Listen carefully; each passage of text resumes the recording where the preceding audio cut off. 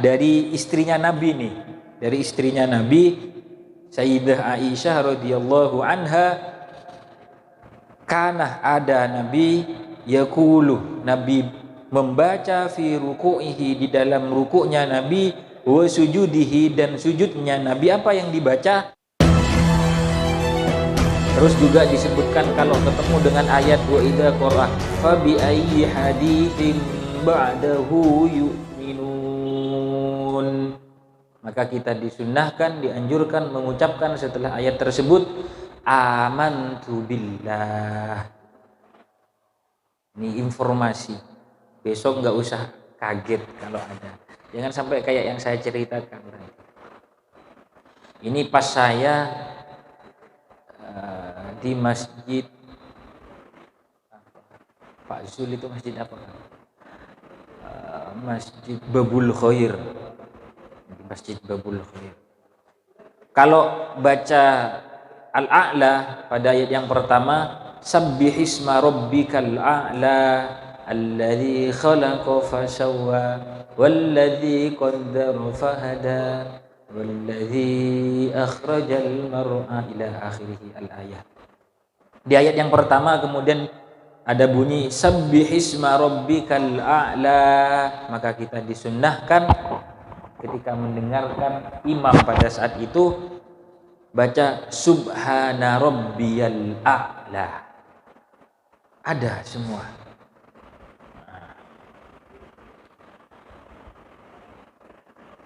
Nah, saya ulangi, keterangan ini dapat dari mana? Wa qad bayyanat adillatuhu fi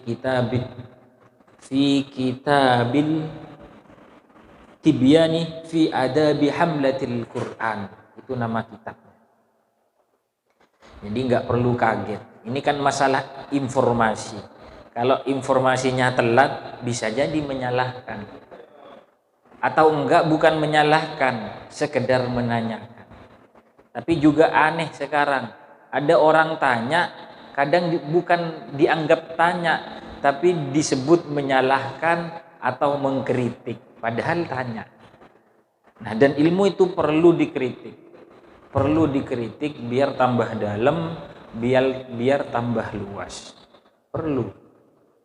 Tapi kalau ada yang tanya jangan dianggap kritik, karena pertanyaan penting untuk memperdalam sebuah materi. Nah, jadi seperti itu.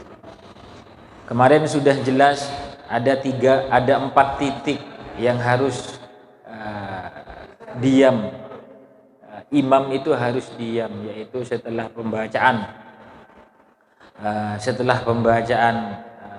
doa iftitah mau ke pembacaan Fatihah, diam sebentar. Kemudian setelah bacaan waladdallin, diam sebentar, baru amin.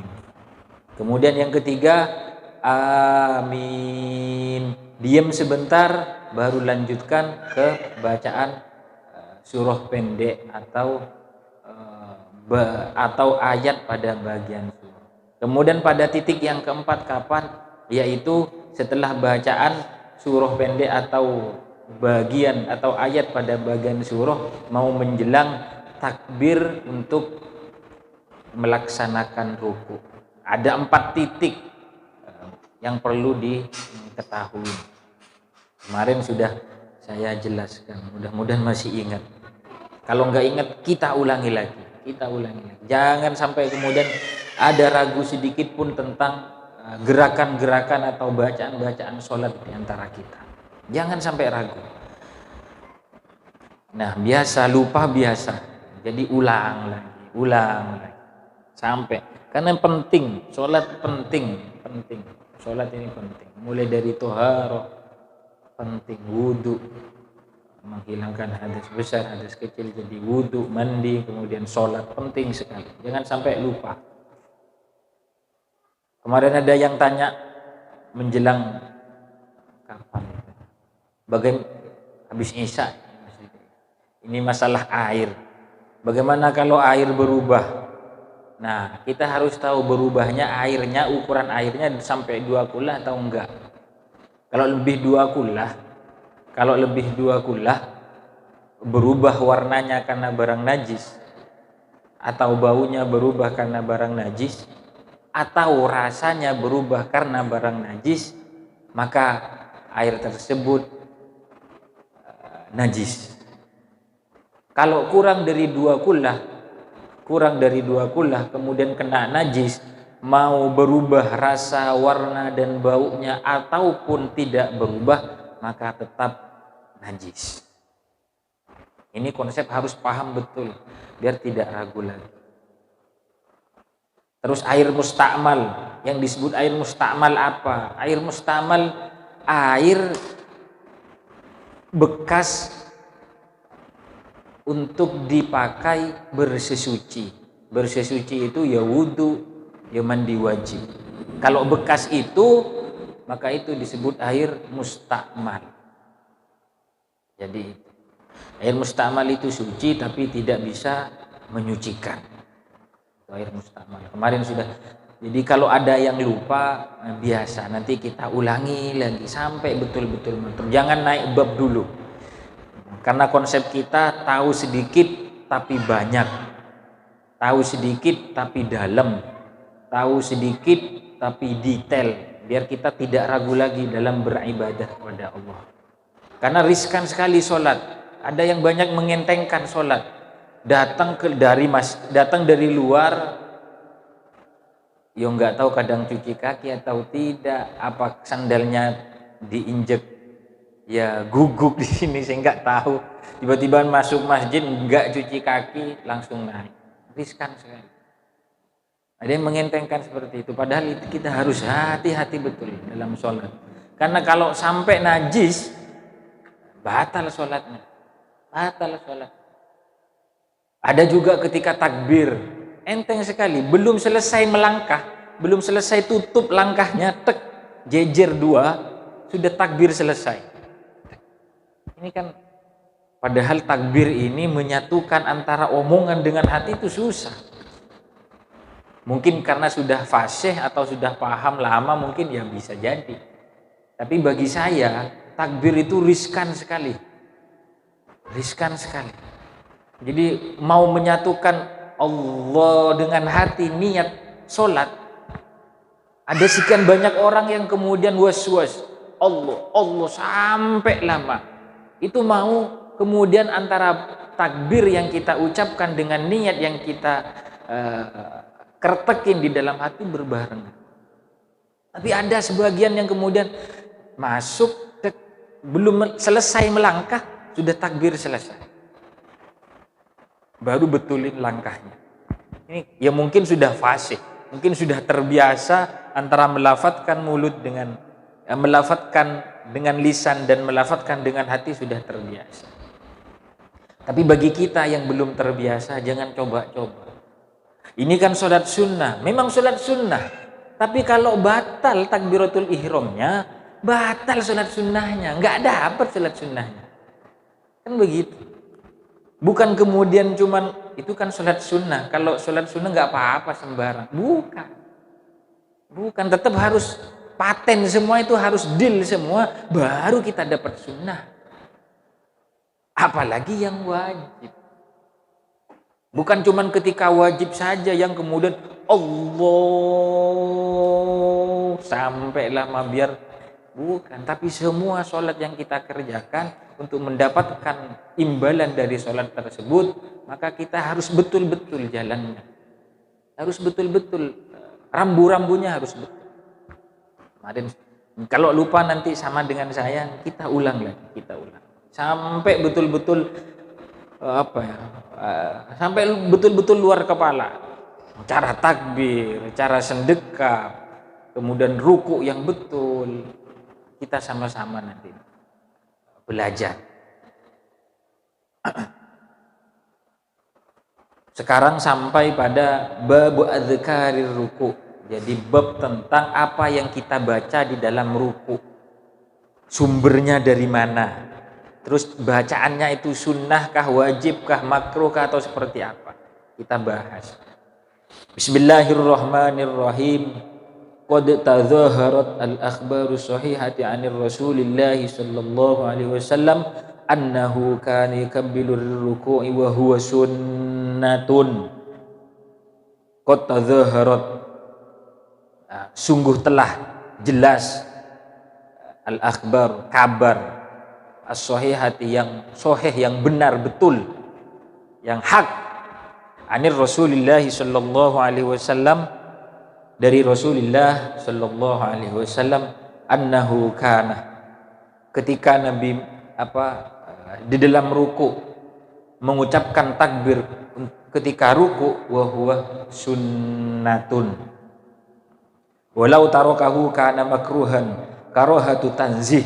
Kalau kita tidak mengucapkan, kalau kita meninggalkan itu, kana makruhan, makruh.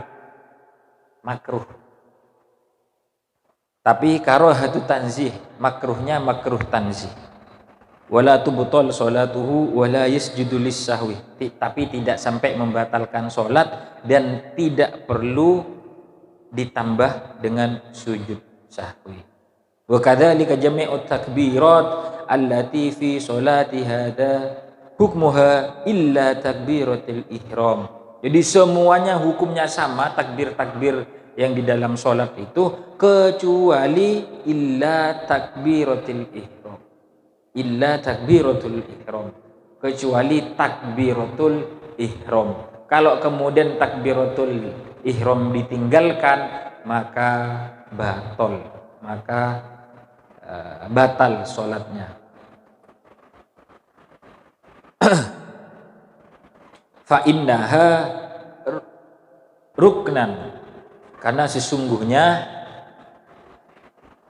takbiratul ihram itu adalah rukun. La tan'aqidu sholatu illa biha, jadi tidak sah sholatnya kecuali dengan takbiratul ihram. Jadi tidak ada gantinya takbiratul ihram. Wa qad qaddamna 'adda takbiratis shalah fi awwali abwabid dukhuli fi sholati. Jadi sudah dijelaskan kemarin tentang takbiratul ihram. Tapi wa an Imam Ahmad riwayatan anna jami'a hadhihi takbirat wajibatun. Jadi kalau menurut Imam Ahmad, semua takbir yang di dalam sholat itu wajib. Ini kemarin saya dapat saran, karena jemaahnya banyak dan tidak satu madhab, harus banyak diterangkan tentang dari segi-segi madhab yang lain. Nah ini dari Imam Ahmad ini, takbir yang ada di dalam sholat, ruku, sujud, kemudian bangun dari sujud, duduk di antara dua sujud, kemudian dilanjutkan sujud yang kedua, hadhihi takbirat wajibatun, itu wajib.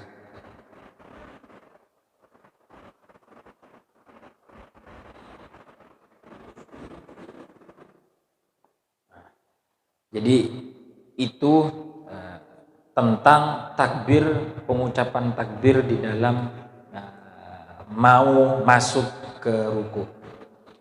Fa idza wasala hadar raki'ina ishtaghala bi adhkarir ruku'i fayaqulu. Nah, kemudian apa yang kita harus baca di dalam ruku? Fayaqulu subhana rabbiyal azimi, subhana rabbiyal azimi, subhana rabbiyal azimi. Faqad thabata fi sahih Muslim min haditsin Hudzaifah anna Rasulullah sallallahu alaihi wasallam qala fi ruku'ihi at-tawili alladhi kana qariban min qira'atil Baqarah wan Nisa'i wa Ali Imran. Jadi ternyata ini kan kabar, ini kan informasi bagi kita semua. Jadi dulu Nabi Muhammad sallallahu alaihi wasallam pada rukuknya itu, lamanya rukuknya Nabi Muhammad itu alladzi kana qariban min qiraatil Baqarah.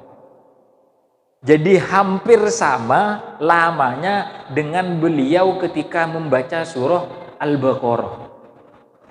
Ini kalau mau ngikut yang sunnah, kembali ke Rasul, kembali ke Nabi Muhammad, ini betul ya. Rukuknya sama dengan bacaan Al-Baqarah. Nah, ini cocok ya. atau sama, hampir sama dengan bacaan An-Nisa, surah An-Nisa, atau wa Ali Imran, sama, hampir sama dengan bacaan ketika Nabi Muhammad baca surah Ali Imran. Karena alladzi kana qoriban min qiraatil Baqarah wan Nisa wa Ali Imran.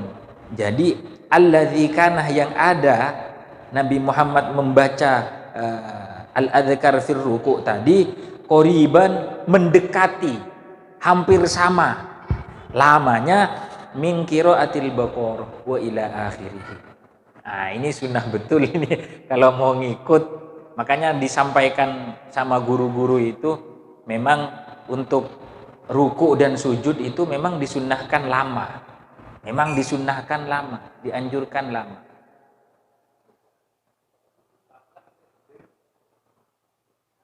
Atau di dalam keterangan yang lain dibaca subhana rabbiyal azimi. Wa ma'nahu karrara subhana rabbiyal azimi fihi kama ja'ah mubinan fi sunani Abi Dawud wa ghairihi wa ja'a fi kitab sunani annahu sallallahu alaihi wasallam qala idza qala ahadukum subhana rabbiyal azimi talatan faqad tammah ruku'uhu. Tapi ini ada hadis yang lain, ini memberi apa ke kita ya, memberi syafaat lah. Saya sampaikan syafaat, pertolongan di dunia.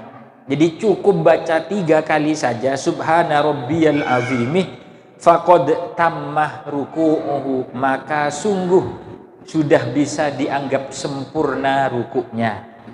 Cukup 3. Gak usah lama seperti lamanya bacaan ruku. Loh kok gak usah lama? Loh ada hadis yang lain soalnya. Sama-sama dari Nabi. Kalau mau ikut sunnah, sama ikut sunnah. Nah, sama-sama ikut sunnah. Idza qala hadukum subhana rabbiyal azimi talatan faqad tammah ruku'uhu. Idza qala, apabila membaca ahadukum, salah satu dari kamu sekalian, pada ruku maksudnya, subhana rabbiyal azimi, bacaan subhana rabbiyal azimi talatan, sebanyak 3 kali, faqad tammah, maka sungguh sempurna ruku'uhu, apa rukuknya ahadukum, apa rukuknya orang yang membaca subhana rabbiyal azimi. Jadi cukup baca 3 kali sudah sempurna. Tapi kalau mau ikut Nabi panjangnya nggih monggo. Tapi kalau di Al-Mu'minun insyaallah nggak bisa lurus lagi. Langsung sujud. Hilang satu-satu.